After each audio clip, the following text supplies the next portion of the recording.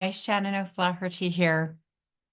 What a lot of people don't realize is that we could be holding up to 7 generations of cellular memory.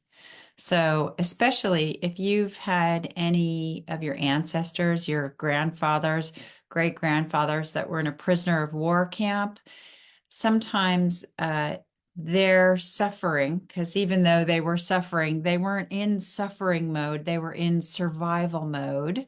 Their suffering could skip a generation and then zip into the grandchildren.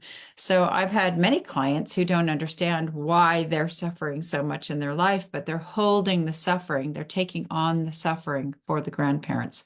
This has actually been proven. I've had clients who've come to me and said that they felt like they were an alcoholic when they haven't touched a drop of alcohol their whole life, or their parents haven't either. And I've asked who in your family has been an alcoholic. And sure enough, one of their grandparents were. Same thing when I've had clients feeling like they've murdered somebody. I ask the question, have you murdered somebody? No. Do you want to? Are you watching horrific shows? What's feeding your subconscious about feeling like a murderer? Have your parents murdered anybody? No, no, no. Who did? Oh, well, grandfather or great grandfather fought front line in the war. So that kind of trauma. So everybody's thinking, well, why in past life is everything so traumatic?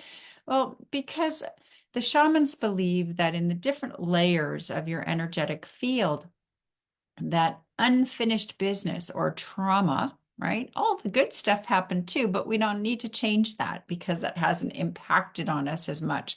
But when you're traumatized, your cells contract, everything contracts. And so it leaves like etching in a glass in the different layers of your auric field. And that's why the shamans believe that if you can clean up your energy field, you can literally change the way that you're going to live, change the way that you die, change all sorts of things if you can clear out all of those etchings or traumas in your energy field of anything that's ever happened. And the same thing goes for, I know you're wondering, what does this have to do with birth trauma? Well, how do you think we learn prejudice? That comes from old. The fear of God isn't generally from our parents, that's from our ancestors because that's how it was in the olden days. People didn't trust outsiders coming in. And so a lot of these memories that we take on, they're not even ours. Most of us are holding the mantle to some level or another for our parents. But what are you holding for the rest of your family too? This also is under the umbrella if there's a family curse. I know you think it sounds crazy, but these things exist.